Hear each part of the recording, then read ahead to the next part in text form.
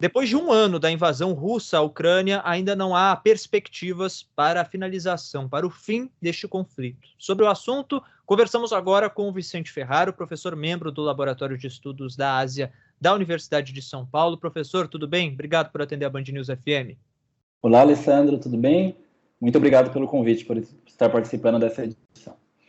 Bom, professor, começo essa nossa conversa fazendo uma pergunta que eu sei que não é de fácil resposta.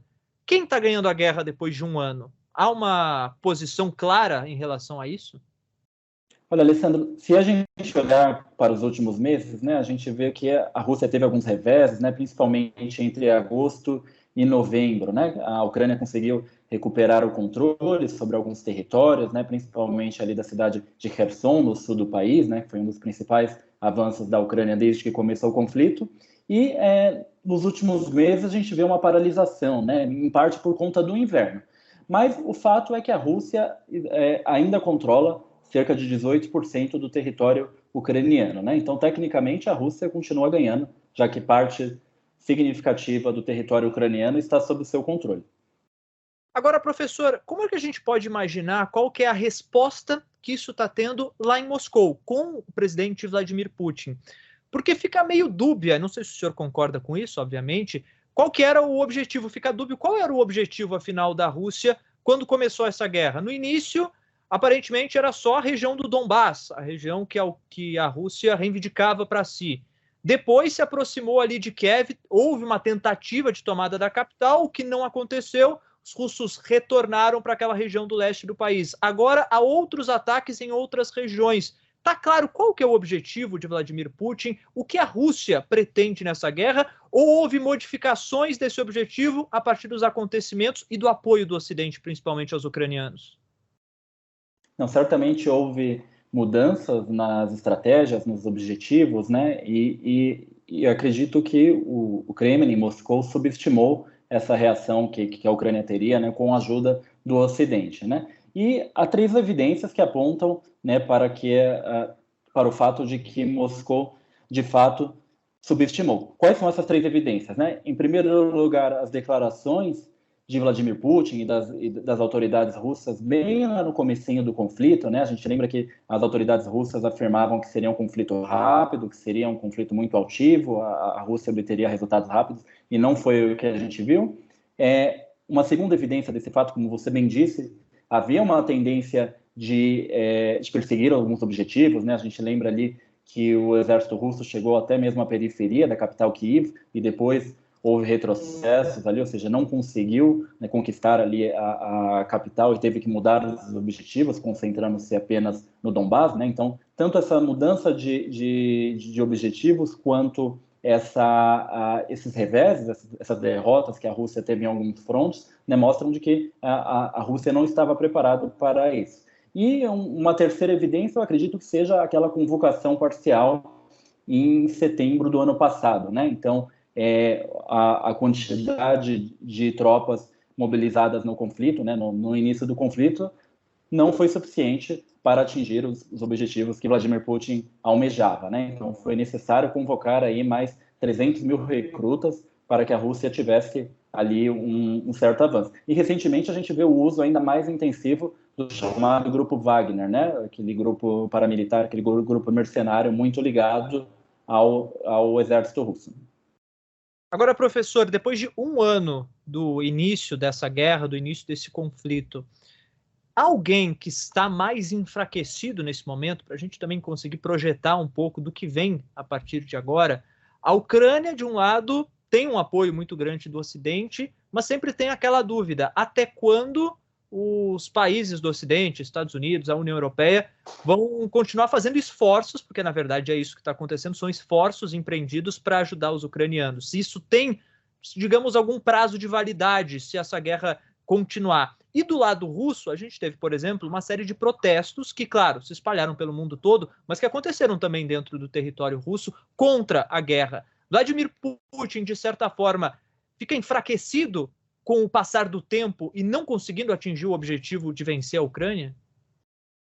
Olha, Alessandro, em relação à primeira pergunta, né, se a Ucrânia ela é prejudicada, se algum lado é prejudicado com esse prolongamento, né? Em primeiro lugar, a Ucrânia está mais prejudicada com esse prolongamento, porque esse apoio do Ocidente, né, como você mesmo estava falando, esse apoio do Ocidente, ele tem risco de ter um certo prazo de validade, né? Se a gente vê que se a guerra continuar sendo muito custosa para o Ocidente, né, com uma inflação alta, como a gente viu no ano passado, né, que ainda continua na Europa, se esse custo continuar muito alto ali para as sociedades europeias, é possível que isso seja traduzido em uma insatisfação social, que gera uma insatisfação política dentro da Europa, e os políticos que são eleitos, eles certamente vão atender, eles olham primeiro para os anseios da sua população e depois para as questões externas, e que principalmente que não tangem diretamente a eles, né? Então, é possível que haja um desgaste político com o passar do tempo, com o prolongamento dessa guerra, e que faça com que algumas lideranças europeias comecem a mudar de posição. Isso também pode acontecer em relação aos Estados Unidos, né? Não é descartável que a eleição, por exemplo, de um presidente republicano mude completamente, não completamente, mas mude significativamente o posicionamento dos Estados Unidos nesse conflito, né? A gente sabe que o Partido Republicano, ele é, de certa maneira, dividido em relação a como os Estados Unidos devem se posicionar nessa guerra. Uma parte do Partido Republicano está com Biden no que tange essa questão, mas há uma parte que se opõe e que defende um isolacionismo dos Estados Unidos em relação a essa questão, e mesmo algumas correntes nos Estados Unidos que defendem que o objetivo do país deve ser focar no conflito com a China, né, no crescente conflito geopolítico com a China e não com a Rússia, né? Agora, em relação à segunda pergunta, né, de se Vladimir Putin está enfraquecido, né, na sociedade russa, o Putin, ele é muito habilidoso em conseguir traduzir conflitos em apoio popular, né? O primeiro grande salto de popularidade desde que começou o regime de Vladimir Putin foi logo nos anos 2000, durante a Segunda Guerra da Chechênia, né? Então ele conseguiu traduzir muito bem aquele medo que a população tinha com relação à Guerra da Chechênia, com relação a atentados terroristas que estavam acontecendo no país. Ele traduziu isso em popularidade, né? Ele teve uma ação muito enérgica e enfática ali na Segunda Guerra da Chechênia, né? Ou seja, conseguiu derrotar os separatistas chechenos, e com isso a popularidade dele foi muito alavancada, né? Então esse foi a primeira grande conquista de Vladimir Putin quando ele entrou no poder. E ao longo de todo o seu regime autoritário, ele utilizou diversos conflitos, mesmo a confrontação com o Ocidente, como um instrumento de legitimação de seu regime, né? A gente vê, por exemplo, não apenas da Rússia, mas outros regimes autoritários, como ocorreu aqui mesmo no Brasil. Esses regimes, eles, por vezes, se baseiam no medo da população e na iminência de ameaças externas ou domésticas, ou ameaças internas, sendo elas reais ou não, né? Então, isso é muito explorado, essas ameaças, esses medos são muito explorados em regimes autoritários e ajudam eles a se sustentar. Então, o Vladimir Putin, a partir do momento de que a guerra ela ainda é, de certa maneira, isolada da sociedade russa, né? Ou seja, ela ocorre numa fronteira, a Rússia não é muito atingida militarmente, então o Vladimir Putin consegue ali extrair mais ganhos do que perdas, né? Em setembro, quando houve aquela convocação parcial de 300 mil soldados, aquilo foi um sinal de que a sociedade estava começando a ser mais envolvida. Ali a popularidade dele teve um decréscimo, mas com o passar do tempo, a popularidade dele voltou a se restabelecer, né? Os índices que mensuram a popularidade. É interessante destacar que esses índices, né, uma vez que trata-se de um contexto autoritário, a gente não sabe o quão fidedignas as pessoas estão sendo quando elas respondem a essas entrevistas, né? Então, esses índices podem estar ali sobreestimando a popularidade de Vladimir Putin, né? Mas eu acredito que eles demonstram uma tendência ali significativa, talvez não seja tão alta como esses índices mostram, mas ainda assim ele tem uma forte popularidade na Rússia. E do outro lado, professor, analisando a figura de Volodymyr Zelensky, o presidente ucraniano, que chegou a ser, inclusive, ridicularizado, né? Ele não é um político de carreira, ele era humorista antes de se eleger presidente da Ucrânia, se viu aí no meio de um conflito contra um político muito experiente, que é Vladimir Putin. A postura de Zelensky até aqui, a gente pode dizer que acabou conquistando o respeito internacional? Eu acredito que em parte, se a gente olhar para a Europa, para os Estados Unidos, sim, né? A gente viu que o Zelensky ele se tornou uma certa celebridade, né? Ele foi muito idealizado também pelos canais midiáticos ocidentais, né? Mas quando a gente olha para fora da Europa e dos Estados Unidos, as posições já são mais ambíguas, né? Por que há essa ambiguidade fora da Europa e dos Estados Unidos, né? Em primeiro lugar, há uma certa capilaridade das narrativas russas, mesmo da propaganda russa, fora da Europa, ou seja, o Kremlin em Moscou consegue veicular seus posicionamentos de maneira mais consistente, né?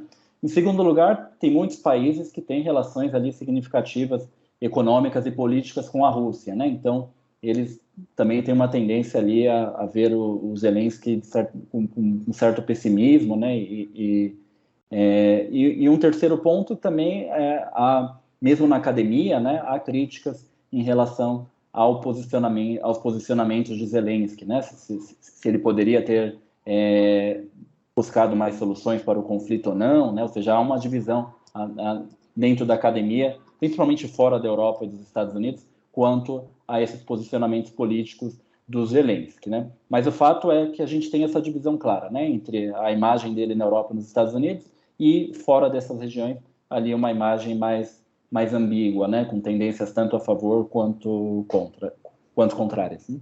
Agora, falando um pouquinho sobre os motivadores, né, o que está por trás também desse conflito, essa insistência e esse prolongamento da guerra, já um ano da invasão, é uma prova de como essa região, na verdade, é importante, é estratégica. Quer dizer, a Rússia tem objetivos, a Ucrânia, obviamente, também tem os seus, o Ocidente tem os seus objetivos. O quanto isso também acaba aumentando essa disputa e por isso seria um dos fatores que explicaria por que a guerra já atinge um ano e por que não há nenhuma previsão, nenhum vislumbre de término do conflito. Olha, Alessandro, eu acredito que por parte da Rússia apenas em parte, né? Porque havia eu acredito que o principal interesse estratégico, geoestratégico da Rússia ali na Ucrânia está em manter o controle da frota do Mar Negro, né? É uma base naval russa que a Rússia mantém desde que acabou a União Soviética, né? Que já estava lá no período soviético, de que a Rússia continuou controlando ali essa base naval no Mar Negro, ali que ficava ali na Crimeia. Não havia risco não havia risco iminente de a Rússia perder essa base, né? Ao mesmo tempo, há um argumento muito forte de Vladimir Putin de que a Ucrânia seria vital para a segurança da Rússia, né, e para manter a OTAN longe das fronteiras russas, né? Então, esse foi um dos principais argumentos ali explorados por Vladimir Putin para justificar a sua invasão. Mas, se a gente olhar, como já era esperado, essa invasão ela só levou ao fortalecimento da OTAN, né? Isso já era esperado, de que uma invasão levaria a uma reação, um efeito dominó, né? Uma corrida armamentista na Europa, um aumento das tropas da OTAN, principalmente dos Estados Unidos, em países próximos à Rússia, e é o que de fato está acontecendo, né? Então, se a gente olhar aí para as disputas ali geoestratégicas e geopolíticas, a gente vê que o equilíbrio de poder no continente europeu hoje está mais favorável à OTAN do que estava antes de Vladimir Putin começar essa invasão, e isso já era esperado, não é algo que eu acredito que os estrategistas do Kremlin tenham ignorado. Mas o que eu acredito, o que eu venho defendendo desde que começou esse conflito, é que mais do que esse argumento de Vladimir Putin de que a guerra era para combater a OTAN e manter as fronteiras russas protegidas, as verdadeiras, que é o que não aconteceu, né, a gente vê aí a OTAN mais forte, as verdadeiras intenções de Vladimir Putin são as que eu mencionei, de utilizar o confronto, né, de maneira muito habilidosa, como ele faz desde a guerra da Chechênia, de utilizar o confronto para garantir a legitimidade de seu regime, né, manter medos, manter percepções de ameaça em alta na sociedade e, com isso, garantir ali o apoio da população, né, em torno do seu regime, em torno da sua figura, né? Então, o Putin ele acaba se projetando, é um dos principais trunfos ali que ele consegue projetar ideacionalmente na sociedade russa, a ideia de que ele garante a segurança do país. E tem outros elementos também, né, que a gente pode apontar, que é a questão de considerações ideológicas, ideacionais, né, dele questionar, por exemplo, o direito de a Ucrânia existir como potência, de existir como Estado-nação, e mesmo de se apresentar como um novo Pedro Grande, né, ou seja, houve declarações dele em que ele se comparou como um novo Pedro Grande, né, então o Putin, eu acredito que essa guerra ela também é explicada em parte por esse posicionamento ideológico, essas percepções ideológicas de Vladimir Putin, mais militaristas, nacionalistas e mesmo expansionistas, né? Uma das tentativas do Ocidente de enfraquecer a Rússia, de impedir a continuidade da guerra, foram as sanções econômicas, diversas foram tomadas nesse período de um ano. Como o senhor avalia o impacto que elas tiveram até agora? Recentemente, houve uma pesquisa do Fundo Monetário Internacional que afirma que a Rússia vai crescer, um crescimento leve econômico em 2023, mas já há um crescimento, uma previsão de crescimento, mesmo em meio a tantas sanções. As sanções deram errado? O objetivo do Ocidente não foi cumprido? O impacto foi limitado, né? A gente tem alguns setores dentro da sociedade russa que foram mais afetados, né? Algumas camadas da população que foram mais afetadas, e outras que foram menos, né? Então, mas é muito difícil a gente estimar qual foi a profundidade do impacto, porque a gente não consegue ter a noção de como a economia estaria crescendo, né? Talvez estaria crescendo muito mais se não fossem as sanções, né? Mas o fato é que as sanções elas não foram, a economia russa foi muito resiliente diante dessas sanções e elas não foram suficientes para isolar a Rússia, né? Por que a economia russa foi resiliente, né? Além de políticas estratégicas adotadas pelo Banco Central Russo, houve também aproximação econômica com outras potências emergentes, né? E essa aproximação econômica acabou um pouco diminuindo, amortecendo o impacto das sanções europeias. Então, se a Europa adotou uma estratégia de sanções graduais, principalmente contra o principal setor ali russo, de petróleo, exportações de petróleo e gás, esses recursos passaram a ser exportados mais para países, para potências emergentes, né, como a China e a Índia, né? Então essas relações acabaram ali, né, suprindo um pouco da queda que houve nas relações com a Europa. E devido às tensões da guerra, né, principalmente ali no início do conflito, os valores dessas commodities, né, os valores desses recursos energéticos acabaram subindo muito, né? Então, mesmo que em algum período ali teve uma diminuição das exportações russas, o valor desses produtos acabou crescendo e com isso a Rússia teve até mais ganho, né, em alguns períodos. Então, o efeito ali foi limitado. E mesmo nas relações com o Brasil, né, a gente vê que as sanções não foram suficientes para isolar o Brasil da Rússia, né? As relações comerciais do Brasil cresceram ao longo do conflito. Um dos exemplos, né? O Brasil não rompeu totalmente com a Rússia, como talvez se esperasse pelas decisões dos membros da OTAN, dos Estados Unidos, enfim, da União Europeia. A China tem um grande impacto nisso também, não, professor? Por já estar muito próxima da Rússia antes do conflito começar, e a China adotou uma posição um pouco que dúbia. Ela não condena totalmente a Rússia, ao mesmo tempo ela não defende que a guerra continue, mas tem lá sua aproximação econômica também com os russos durante todo esse período, não? Sim, sem dúvida. A China foi o principal parceiro da Rússia em todo esse período, né? O papel da China foi fundamental para que a Rússia conseguisse amortecer essas sanções econômicas. E também essa relação, né, mesmo antes da guerra, já envolvia também interesses estratégicos, né? Tem esse crescente conflito, essa crescente polarização entre os Estados Unidos e China no cenário global. Para a China acaba sendo muito importante ter um aliado de peso militarmente como a Rússia, né? Então, por mais que a economia russa as relações econômicas da China com a Rússia sejam muito inferiores, por exemplo, do que as relações da China com os Estados Unidos e com o Ocidente, né? Ou seja, economicamente o Ocidente ainda é um parceiro muito significativo para a China, mas do ponto de vista militar, a Rússia acaba sendo ali um importante ator, um importante parceiro, principalmente em decorrência desse cenário de polarização geopolítica, né, que a gente vê entre a China e os Estados Unidos, né, que envolve a disputa em torno de Taiwan.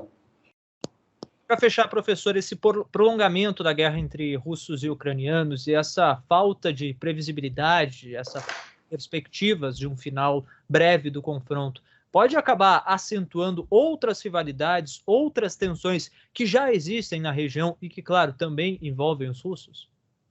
Sim, a gente vê uma crescente rivalidade ali já no leste europeu, né? As relações, por exemplo, da Rússia com os países bálticos, que já eram ruins, estão cada vez piores, né? Os países como Estônia, Letônia, Lituânia, né? Os dois primeiros, a Letônia e a Estônia, têm ali um percentual significativo de russos étnicos, né? Por isso eles têm preocupação com esse expansionismo russo. Também a deterioração ali nas relações com a Polônia, com a Moldávia, seja com vários países ali no entorno da Rússia. E esse conflito, Alessandro, também tem impactos em rivalidades em outras regiões do globo, né? Ali, principalmente no Oriente Médio, a gente vê um posicionamento muito enfático do Irã, né, exportando drones militares para a Rússia, né? A Turquia, ali também do Oriente Médio, exportava, desde o começo do conflito, exporta drones militares para a Ucrânia. Então, foi ali um importante parceiro da Ucrânia, né? E a Rússia, ela contava com essa desvantagem, né? Ela não tinha esses drones militares. E o Irã passou a ser o exportador desses drones militares, né? Então acabou tendo ali uma paridade nessa questão do uso de drones. E a Turquia também está envolvida, tem uma relação, o presidente da Turquia tem uma relação amistosa o Erdogan tem uma relação amistosa com Vladimir Putin, mas ao mesmo tempo esses países têm ali diversos outros, têm posicionamentos antagônicos em diversos outros conflitos, né? Como foi o caso da Líbia, da Síria, do Azerbaijão. Então, essa guerra ela tem ali um impacto também em rivalidades muito complexas do Oriente Médio, né? Que envolve o Irã, envolve a Turquia, envolve Israel, de certa maneira envolve a Síria, e também como a gente estava comentando, né, do ponto de vista global dessa rivalidade entre a China e os Estados Unidos, né? Então a gente vê ali um certo bloco antagônico ao Ocidente sendo formado ali entre países como Rússia, China, Irã, Coreia do Norte, né? Países que vêm buscando se aproximar para amortecer essas pressões do Ocidente. E um importante bloco, né, que envolve a China e a Rússia ali, e outros atores ali da região, é a Organização para a Cooperação de Xangai, né? Então, é um bloco ali é uma organização que vem sendo intensificada ali mesmo antes do conflito, né, que acaba ganhando um fôlego ainda maior com essas tensões. Perfeito. Conversamos aqui na Band News FM com Vicente Ferraro, professor membro do Laboratório de Estudos da Ásia da Universidade de São Paulo, a USP. Professor, muito obrigado pela disponibilidade, muito obrigado pela participação aqui na nossa programação. Eu que agradeço. Um abraço.